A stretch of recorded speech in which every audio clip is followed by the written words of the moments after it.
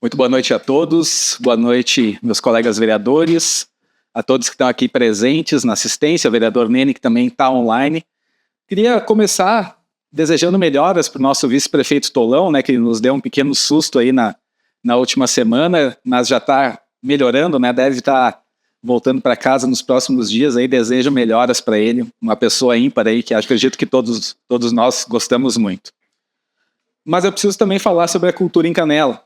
E como representante da comunidade, eu vou ler um texto da Lise Bert, que a Ana Paula leu um pedaço, eu vou ler ele na íntegra, então desculpe se eu for repetitivo. A Lise, que é atriz, diretora, é um expoente da nossa cultura, junto de outras tantas pessoas talentosas que a gente tem nessa cidade, e eu leio esse texto com a permissão dela.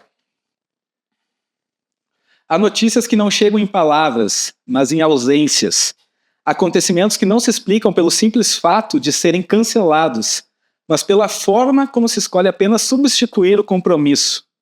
Em poucos dias, 2 eventos foram modificados do calendário oficial ou empurrados para datas indefinidas e remanejadas sem aviso prévio, sem diálogo, sem uma palavra que honrasse ao menos a expectativa criada.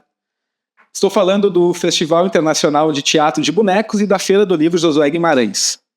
Um silêncio discreto, quase burocrático, tomou o lugar de anúncios que mereciam ao menos a dignidade de uma explicação. Algumas justificativas até chegaram muito bem elaboradas, mas tardiamente. Boas narrativas protocolares. Não se trata apenas da suspensão de atividades culturais, trata-se da persistência de uma lógica antiga, na qual a cultura é vista como acessório, nunca como essência. Quando falta coragem para sustentar a palavra empenhada, é nela que se experimenta o esquecimento. Não é de hoje que a classe cultural experimenta esse descaso em Canela. Quando se trata de cortar, adiar ou abandonar, a cultura é sempre a primeira vítima. É como se fosse um luxo dispensável, e não o tecido vivo que costura identidade, memória e pertencimento. É fácil justificar com palavras bonitas, falta de recursos, dificuldades externas, imprevistos, mas no fundo o que vemos é a inversão da lógica. O argumento não é construído para explicar, mas para encobrir. É curioso notar como a retórica, herança dos tempos gregos, sobreviveu intacta em sua forma, mas esvaziada em sua substância. Falar bem tornou-se um fim em si mesmo e não um meio de iluminar a verdade. Argumentos se moldam ao interesse do momento, não ao compromisso com a realidade. O discurso já não nasce do desejo de dialogar, mas da necessidade de persuadir. E a palavra que deveria aproximar transforma-se em muralha. Esse jogo de inversões, no qual a ausência é apresentada como conquista e o adiamento como avanço, não engana os olhos atentos. Pode até silenciar momentaneamente, mas não apaga a percepção de que falta algo essencial: coerência, compromisso e respeito. Porque a cultura não é ornamento, nem vitrine, é raiz, identidade, voz coletiva.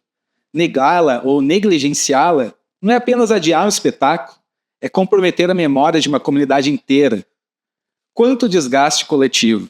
Porque, afinal, a questão não é sobre datas remarcadas ou programações adiadas, mas sobre o que isso simboliza. A distância entre aquilo que se promete e aquilo que se cumpre, entre a palavra que se anuncia e o gesto que se concretiza. Obviamente, sabemos que uma lei Rouanet não se capta em apenas 2 meses antes de um evento. Compreendemos também que licitações, prazos e burocracias atrasam. Trabalhamos com isso, mas o que nos é inadmissível é a forma como as decisões chegam, sempre de forma tardia, desrespeitando o organograma estabelecido e comprometendo o trabalho de toda a produção envolvida. Esse foi o texto da Lise Bert, né? Não poderia escrever melhor, até porque a Lise é muito boa com as palavras, né? Mas eu vou aqui complementar com o que eu penso.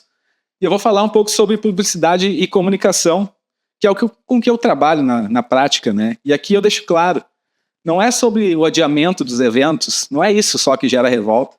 Eu acredito que a cidade entende as dificuldades, entende que existem imprevistos, burocracias, falta de recursos, o desmonte que aconteceu na cultura de Canela nas últimas administrações, e sim, as administrações passadas têm muita culpa pelo descaso que foi feito com a cultura de Canela. Eu não canso de falar sobre o abandono que fizeram com nossa Casa de Pedra, com o nosso teatro, com o nosso centro de feiras. Inclusive, eu dou os parabéns ao prefeito pela vontade de honrar esses compromissos com a volta dos espetáculos, mesmo com atraso nas datas. Eu quero deixar isso bem claro.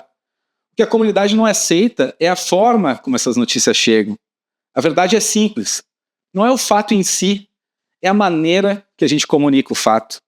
Porque a ausência de comunicação, ou a comunicação tardia, gera desgaste e passa a sensação de descaso, que foi exatamente o que aconteceu na semana passada. Às vezes, dizer não conseguimos com clareza e honestidade é muito mais respeitoso do que qualquer tipo de justificativo. A comunidade aceita a verdade, mas não gosta da maquiagem. E aqui está o ponto central da minha fala, a diferença entre publicidade e comunicação. Em Canela, a gente tem uma publicidade eficiente, campanhas muito bem produzidas, fotos e vídeos maravilhosos. André, Isaac trabalham com isso e fazem essa parte na prefeitura e fazem com muita eficiência. Mas a comunicação pública não é só isso, porque a publicidade ela promove, a comunicação explica. A publicidade emociona e a comunicação esclarece. A publicidade atrai o turista, mas a comunicação respeita o cidadão. Isso cria um abismo entre a expectativa e a realidade. Só uma boa comunicação constrói confiança. E confiança, na minha opinião, deve ser a base de qualquer governo. E eu finalizo dizendo que eu continuo sendo o melhor aliado do executivo sempre que o executivo quiser um aliado verdadeiro. Um aliado que seja comunicado das dificuldades e que vai tentar ajudar a resolver os problemas que aparecerem. Um aliado que não quer sair na foto, mas quer ver as coisas saírem do papel. Boa noite.